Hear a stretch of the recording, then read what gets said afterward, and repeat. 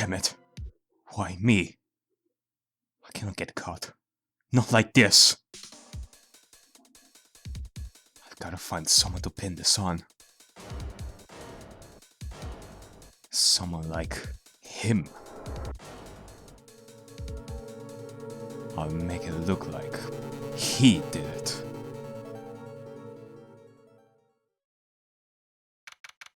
August 3, 9:47 AM. District Court.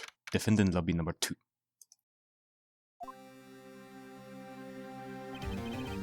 Boy, am I nervous. Whew. Right. Oh, hiya, Chief. Ah. I have heard about you before starting this. You must be Mia Fey from what I remember, right? Phoenix's boss. Nice to meet you. I'm glad I made it on time. Well, I have to say, Phoenix, I'm impressed. Not everyone takes on a murder trial right off the bat like this. It says a lot about you, and your client as well. Thanks. Actually, it's because I owe him a favor. A favor? You mean you knew the defendant before this case? Yes. Actually, I kind of owe my current job to him. He's one of the reasons I became an attorney. Ah, I see. In that case, this trial means a lot to you. And for it to be your first case, sure is something. Well, that's news to me. I want to help him out any way I can. I just really want to help him. I owe him that much. It's over! My life! Everything! It's all over! Isn't that your client screaming over there? Oh boy. I'm sure gonna have to deal with a lot of screaming people throughout this, aren't I? Yeah, that's him. Death! Despair! Oh! Oh, don't you yell despair at me, boy. I went through hell and back over 3 times whenever the word despair was mentioned. I'm gonna do it! I'm gonna die! It sounds like he wants to die. Gee, it sure sounds like that. Yeah.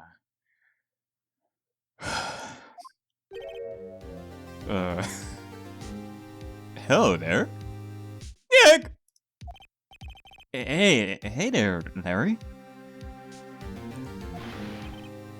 Good lord. I think I can see the deep universe through your eyes. You are taking the words starry-eyed to a whole new level. Now, like, what way should I give this guy? Dude, I'm so guilty. Tell that I'm guilty. Give me the death sentence. I am afraid to die. What? What's wrong, Larry? A lot of things are wrong with this guy, I think.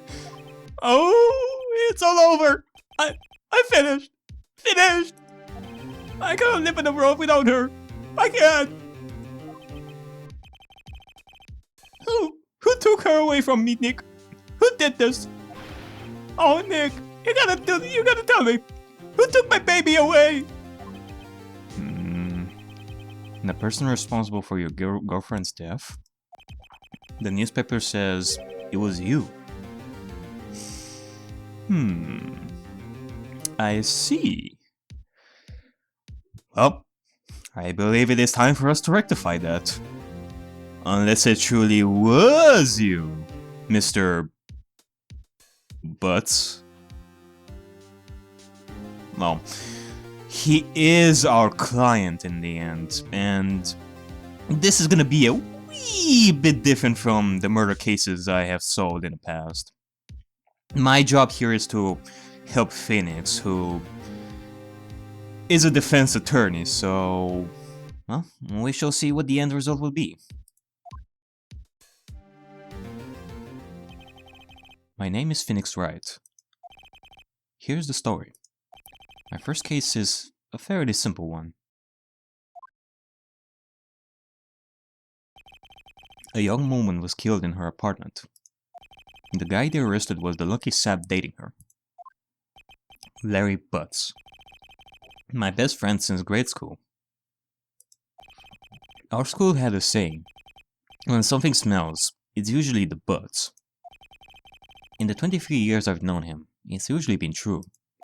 He has a knack for getting himself in trouble. One thing I can say though, it's usually not his fault.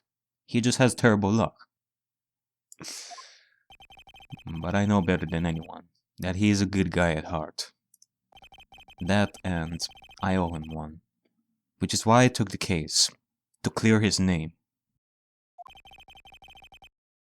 And that's just what I'm going to do. August 3, 10 AM, District Court, courtroom number 2.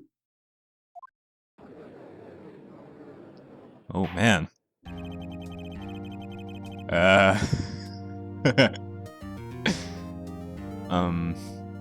The court is now in session for the trial of Mr. Larry Butts.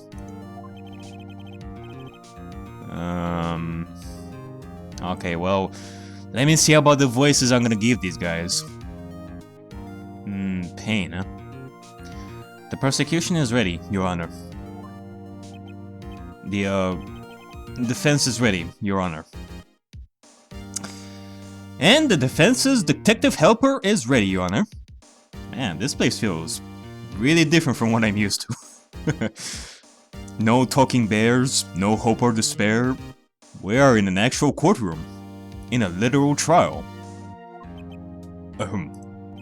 Mr. Wright, this is your first trial, is it not? Yes, Your Honor. I'm a little nervous. Your conduct during this trial will decide the fate of your client. Murder is a serious charge. For your client's sake, I hope you can control your nerves. Thank you, Your Honor. Alright, Phoenix. No need to worry. I do see a bright future in you. And of course, I'm gonna help you whenever something bad will happen to you. I mean, it is completely normal for you to feel a wee bit nervous in your first case like Arrow.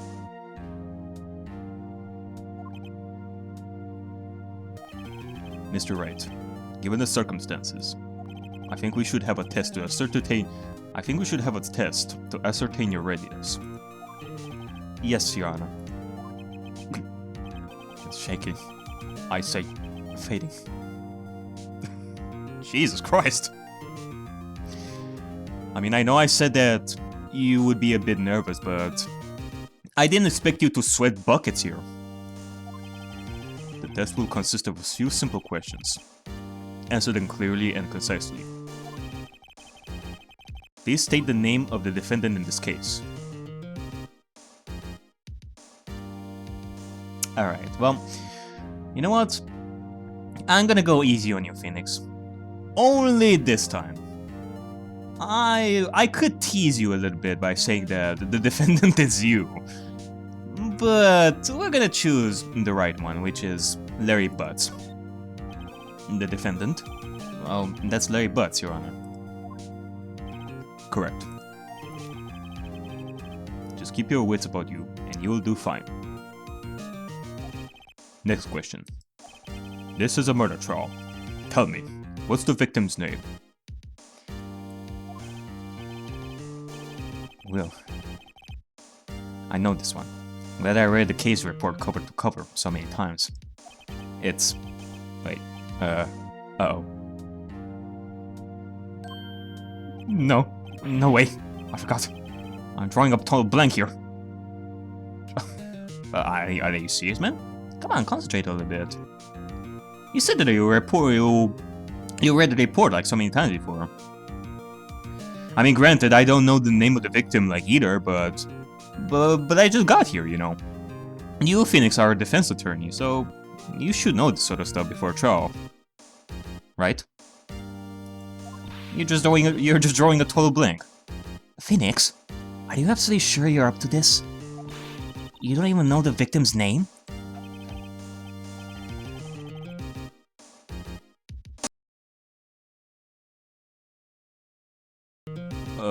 Oh, the victim. Of course I know the victim's name. I just forgot. Temporarily. I think I feel a migraine coming on. Look, the victim's name is listed in the court record. Just touch the court record button to check it at any time, okay? Oh, you mean this? Okay. So this is what I'm working with over here. Let's see. Cindy's autopsy report. Report received from Mia Fey. Time of death 7:31, 4 p.m., 5 p.m.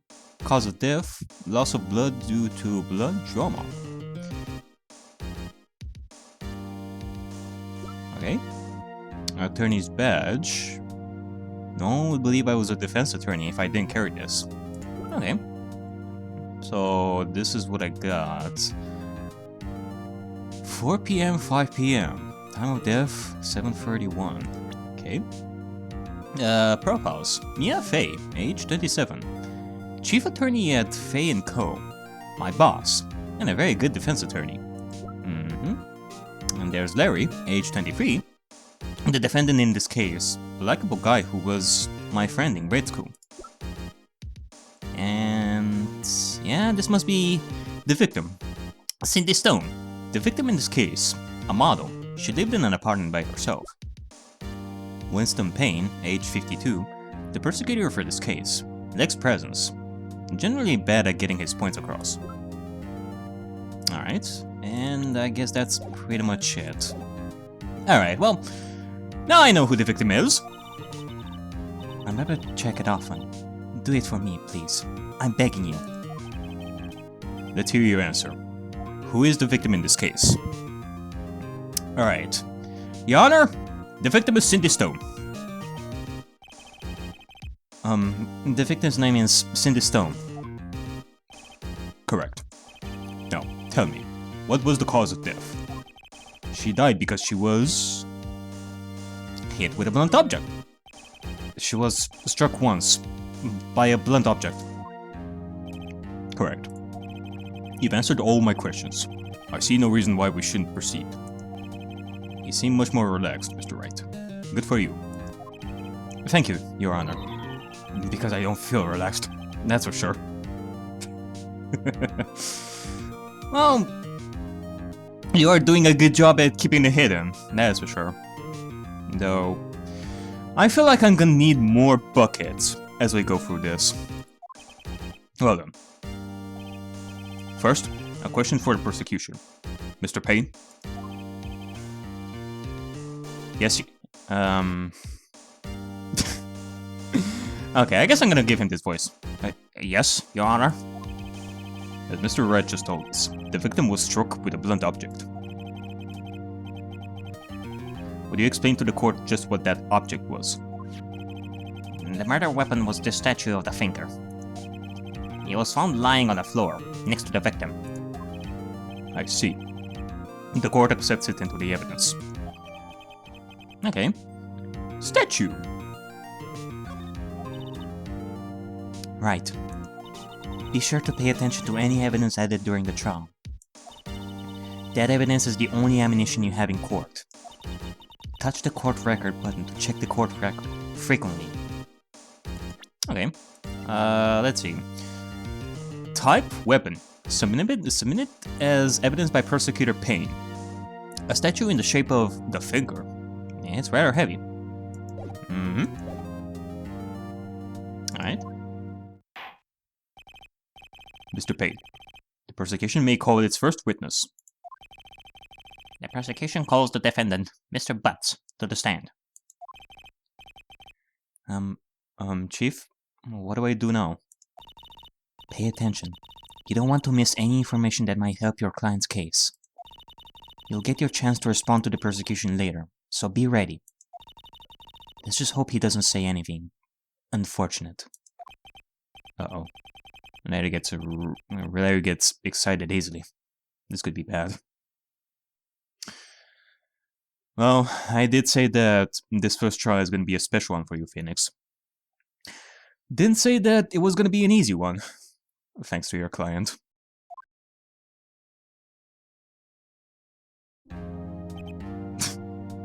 Ahem. Mr. Potts, is it not true that the victim had recently dumped you? Hey! Watch it, buddy! We were great together! We were Romeo and Juliet! Cleopatra and Mark Antony! Didn't they all die? Anyway, if things don't go in our favor, what we're gonna witness here won't be far-fetched from what he's saying. I wasn't dumped. She just wasn't taking my phone calls, or seeing me. Ever. What's it to you, anyway? Mr. Potts, what you describe is generally what we mean by dumped. In fact, she had completely abandoned you, and was seeing other men. She had just returned from overseas with one of them the day before her murder. What do you mean, one of them? Lies! All of it lies! I don't believe a word of it! Your Honor, the victim's passport. According to this, she was in Paris until the day before she died. The passport? Let me see this. Indeed. She appears to have returned the day before the murder. The victim apparently arrived home from Paris on 7:30, the day before the murder. Okay. The day before the murder, you say? Dude, no way. The victim was a model, but did not have a large income. It appears that she had several sugar daddies. Daddies? Sugar? I'm sorry to hear that, Mr. Butts. Yes, older men who gave her money and gifts. She took their money and used it to support her lifestyle. Dude! We can clearly see what kind of woman this Miss Stone was. Tell me, Mr. Butts, what do you think of her now? Right. I don't think you want him to answer that question. Yeah, Larry has a way of running his mouth in all the wrong directions. Should I, Yeah, he probably has a lot of stuff in his mind now. And he's gonna make the case even harder on us, so maybe we should just try and stop him from answering. My client had no idea the victim was seeing other men. That question is irrelevant to this case. Ugh. Dude, Nick! What do you mean, irrelevant? That cheating she-dog. I'm gonna die! I'm just gonna drop dead! Yeah, and when I meet her in the afterlife, I'm going to get to the bottom of this! Let's continue with the trial, shall we? I believe the accused's motive is clear to everyone. Yes, quite. Oh boy, this is so not looking good. Oh, butts. You're gonna be a pain in our butts. Next question. You went to the victim's apartment on the day of the murder, did you not? Well, did you or did you not? Yeah. Oh, maybe I did, and maybe I didn't. Look at him twitching his cheek over there. My god. Uh-oh. He went. What do I do?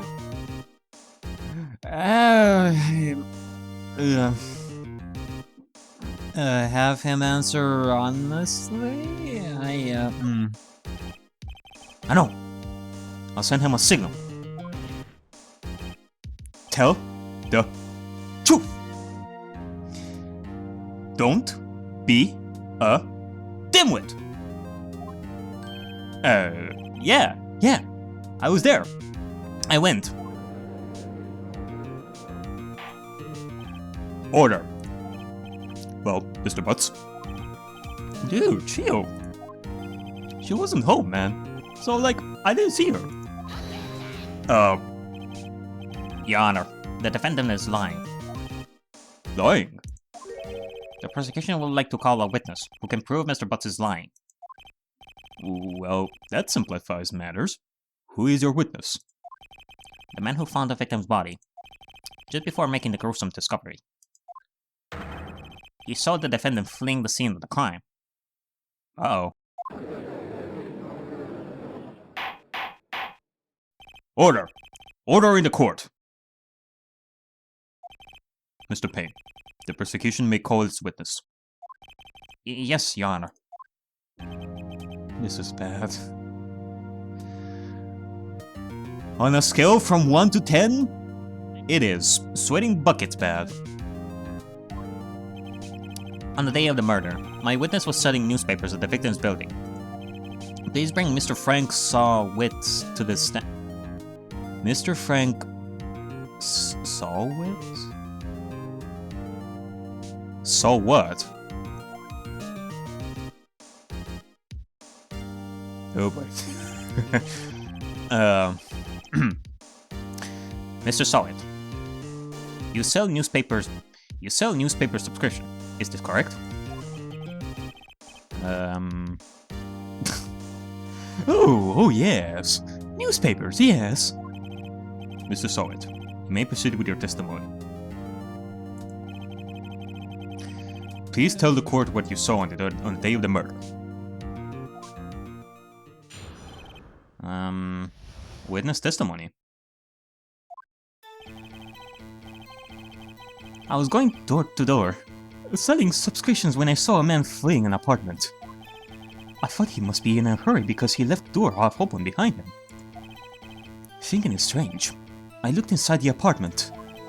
Then I saw her lying there, a woman, not moving, dead. I quailed in fright and found myself unable to go inside. I thought to call the police immediately. However, the phone in her apartment wasn't working. I went to a nearby park and found a public phone. I remember the time exactly. It was 1 p.m.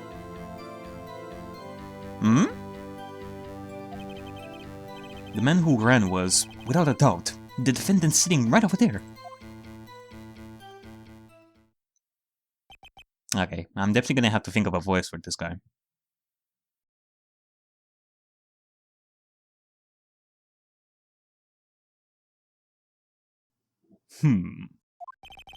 Larry, why didn't you tell the truth? I cannot defend you against a testimony like that. Yeah. Incidentally, why wasn't the phone in the victim's apartment working? Your Honor, at the time of the murder, there was a blackout in the building.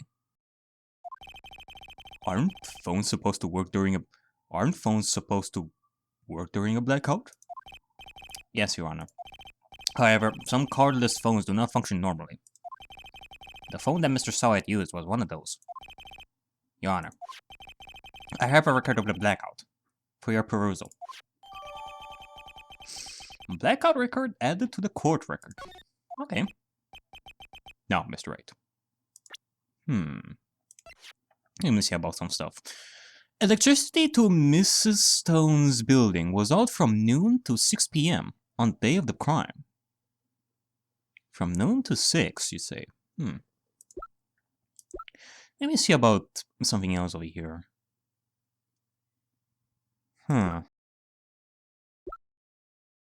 Okay then. Can I see, is there like a profile for Frank Sawit? Discovered in Mrs. Stone's body. Newspaper salesman who saw Larry flee the scene. Age 36. Is there nothing for the judge though? There should be like a profile for the judge, right? I wanna know about Mr. Judge as well. He's just called Judge. He doesn't really have a name. That's his actual name. He's Judge.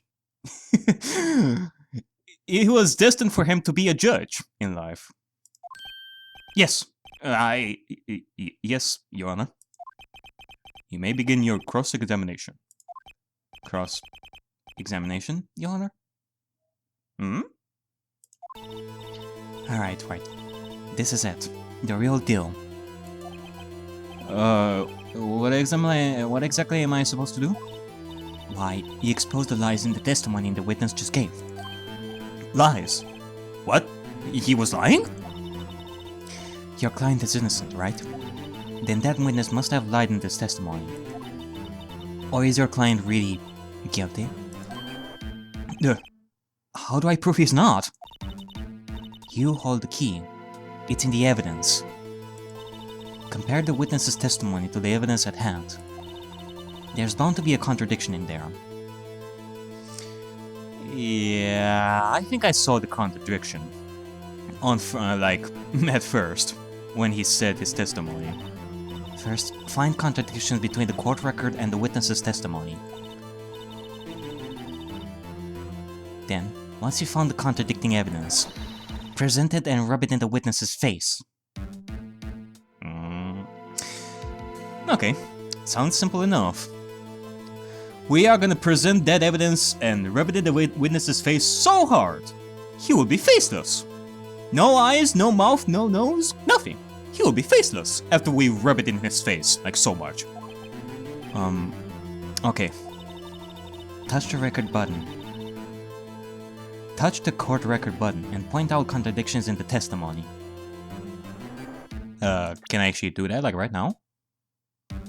Or, I don't know, maybe I'm gonna have to wait a little bit. Cross-examination! Alright.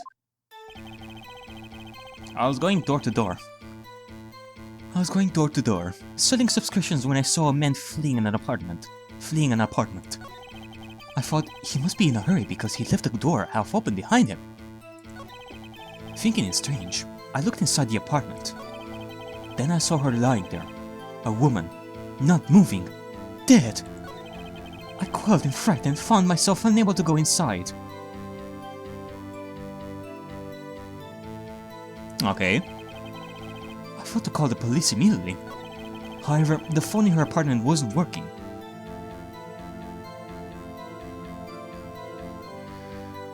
Hold on a second, I think I'm seeing a lot more contradictions over here.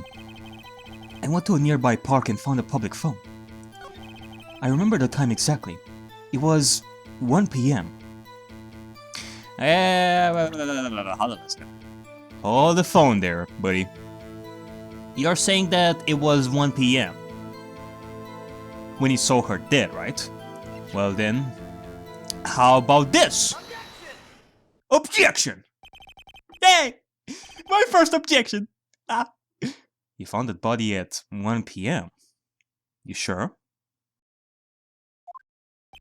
Yes, it was 1 p.m. for certain. Are you sure about that? Frankly, I find that hard to believe. Your statement directly contradicts the autopsy report. Indeed. And you, Mr. Soet, saw the dead body at 1 p.m. That is what you're telling us. We are having a hard time believing that. And we are having a hard time believing what you're saying it is the truth. The autopsy notes the time of death at some time after 4 p.m. There was no body to find at 1 p.m. How do you explain this 3-hour gap? Oh, that, Oh. This is trivial. The witness merely forgot the time. After his testimony, I find that hard to believe. Mr. Soet, why were you so certain that you found the body at 1 p.m.?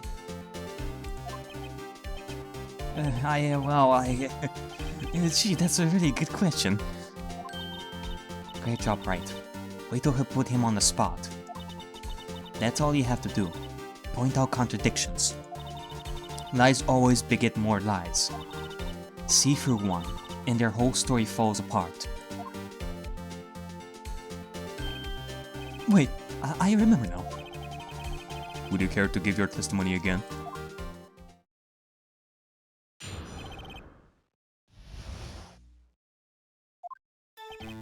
You see, when I found the body, I heard the time. There was a voice saying the time. It was probably coming from the television. Oh, but it was 3 hours off, wasn't it? I guess the victim must have been watching a video of a taped program. That's why I thought it was 1 PM. Terribly sorry about the misunderstanding. Right.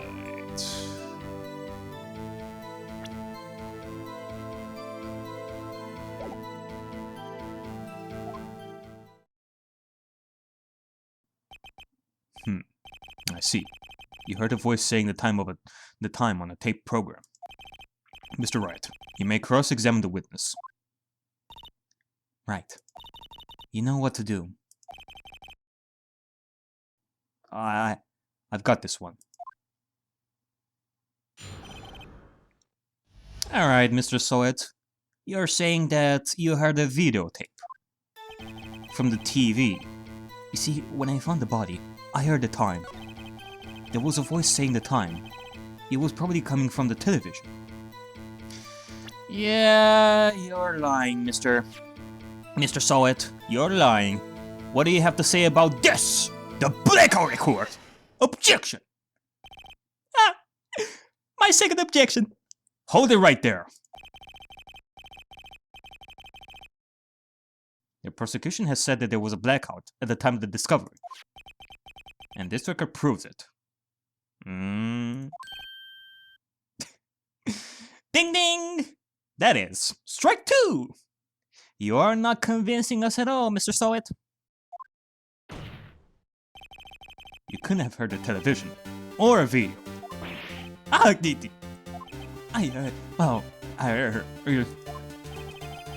defense has a point. Do you have an explanation for this, Mr. Soet? No, I find it quite puzzling myself. Quiet.